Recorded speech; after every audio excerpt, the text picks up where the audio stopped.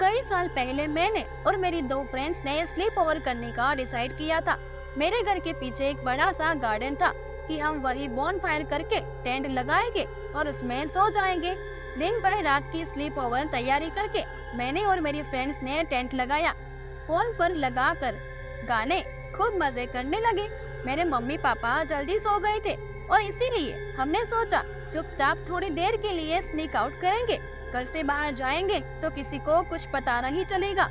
मैं, मीरा और नैना रात के 12:30 बजे घर के पीछे वाले गार्डन से बाहर निकल गए। हम सड़क पर बहुत जोर जोर से हंसते हुए और वोटिंग करते हुए घूम रहे थे। हम पहली बार घर से ऐसे स्नीक आउट कर रहे थे और उसी की एक्साइटमेंट में हम कुछ भी चलाए जा रहे थे। घूमते घूमते हम जंगली झाड़ियों के पास पहुंच गए।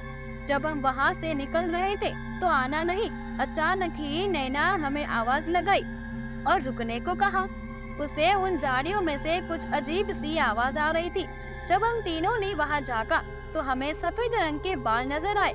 सफेद बालों में जो भी था कुछ खा रहा था। हमें लगा कि शायद जंगली जानवर होगा जिसने किसी पालतू पेट का शिकार किया होगा। हमने न जाने क्यों एक्साइटेड होकर अपनी मस्ती में उसे पत्थर फेंकना शुरू कर दिया। पहले पत्थर लगते ही हमें उसके घुर्रने की आवाज आई और उसे तेजी से पत्थर मारना शुरू कर दिया। हम तब काफी छोटे थे और बहुत शैतान बच्चे थे। समझ नहीं थी हमें कि क्या हम कर रहे हैं वो सही है या नहीं, वह गलत है। लेकिन फिर भी हमें कुछ ऐसा दिखा जिससे हमारी रूह कांप गई। वो किसी जानवर की तरह नहीं बल्कि एक इंसान की तरह दिख रहा था, लेकिन नॉर्मल इंसान की तरह नहीं। वो तकरीबन 7 फीट लंबा, सफेद बालों से भरा था, जिसके जानवर जैसे लंबे दांत और नाखून थे और उसके दांतों और नाखूनों से खून टपक रहा था, जैसे कि उसने अभी अभी ताजा शिकार किया हो।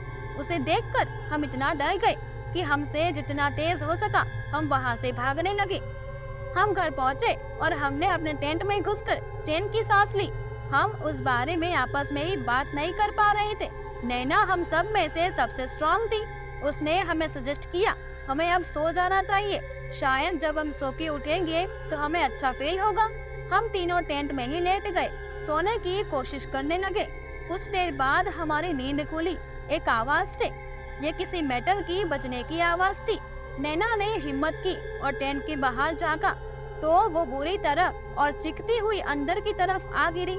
वही जानवर जैसा जीव हमारे गार्डन के गेट पर खड़ा एक बहुत बड़ी सी आयरन रोड हमारे गेट पर बजा रहा था।